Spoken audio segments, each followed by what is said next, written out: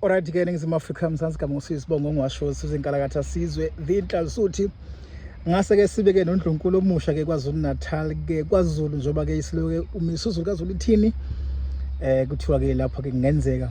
hathi kungenzeka sekumenyeziwe ke ebuhleni lapha ke esotweni ke oluholwa ke uNyazi ke ebuhleni ke bamaNazaretha ke ukuthi ke isilo sobe ke sisinelwa ke ngomhla ka26 kwinyanga ke le kaJanuwari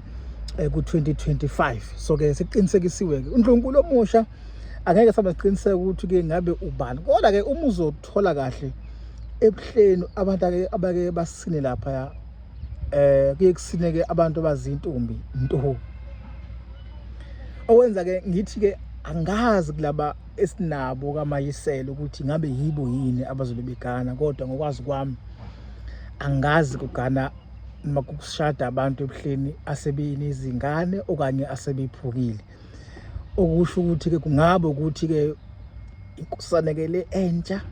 eke from the box isiloke ezobe sinanaso ngomhla 26 kodwa ke asazi it's a matter of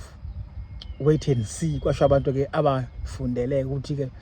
kube sekubonakala ke ngomhla 26 ukuthi ke kuyiphi le usazana noma kuyiphi ke kumuphi ke lo Ndlunkulu kodwa ke nje halala ke kubayede ngangezwe lakhe uMisuzu kaZulu ithini nqobile lapha ke isilo sethu ke sakaZulu sembe ukuthi ke kuba umcimbi ke ozobuhamba kahle vele ke sibe ke isilo ke sishadiswa ke uNyazi bezulu khoma ke ebuhleni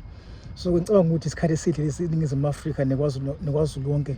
esilindele ke ukuthi sisibone ke senzeka lapha ningizwe Afrika sibone ke uNyazi kuphethe kumshado wesilo uMisuzu kaZulu ithini awu madoda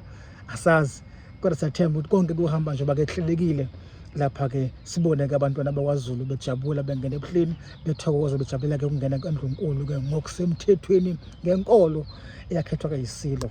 yamaNazaretha sizwe sibonga washo cheers bye.